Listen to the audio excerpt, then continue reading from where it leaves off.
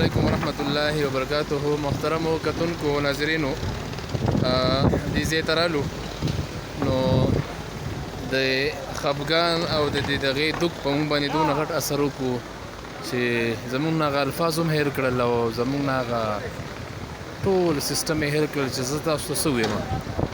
خو لیکن زما بس غلی به شم. خو دغه حالات دي. دا اقبال هوټل دی، دا بلال مسجد دی، دا د اقبال هوټلو. خو بس دا یو میسج موږ له راکوي چې هر یو څیز باندې به زوال راځي او دا به ختمیږي. لکه څنګه چې الله تعالی وایي قیامت راځي او قیامت کې به هر څه ختم شي. دا د هغې یو زنده ثبوت دی لکه موږ تاسو په نظر باندې راځي. محترمو کتونکو د تاسو کتی شئ دا د بحرین هغه بازار دی کم ته به چې خلکو ورته انګلینډ ویل، چا به ورته سویزرلینډ ویل. نو نن د هغې داسې حال دی. نو یو ورځ د دې دنیا به هم دغه حال وي. یو ګړز به وشي، قیامت به راشي، هر څه به ختم شي. او دا حالات دي. دا د اقبال هوټلو، دا د بحرین هغه بازار دی. کم بازار کې بچي او کمزوری سړی بتلو، یو خیرن سړی بتلو، هغه به ډېر ښکلی ښکارېدل. د دې بازار دومره ښایست و، د دې بازار یې دونه لویه چرچه وه. او نن د هغه بازار د حالات دي.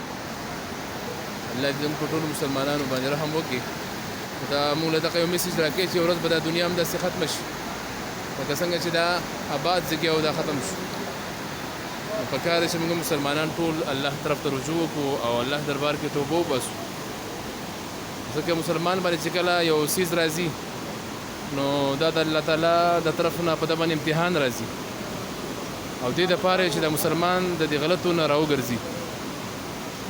نو موږ له پکار ده د دې نه عبرت اخیستل پکار دی چې دنیا فاني ده. مال په ګټلو کې احتیاط پکار دی، مال په لګولو کې احتیاط پکار دی، خپل ژوند تېرولو کې احتیاط پکار دی، سهار او ماښام کې احتیاط پکار دی. نو په دې باندې هېڅ قسمه باور نه دی کول پکار او هېڅ قسمه په دې باندې چې کوم دی فخر او په دې باندې ناز او دا باندې هېڅ نه دی کول پکار. او دا د بحرین هغه هوټلي دي.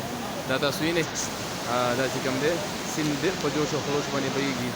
لکه دا پته نه لګي چې دا هوټلي وي، ته به وایې چې یاره دا سیند دی. نو لهذا الله دې زموږ حال باندې رحم وکړي. دا تاسو وګورئ، دا هغه مارکیټ دی،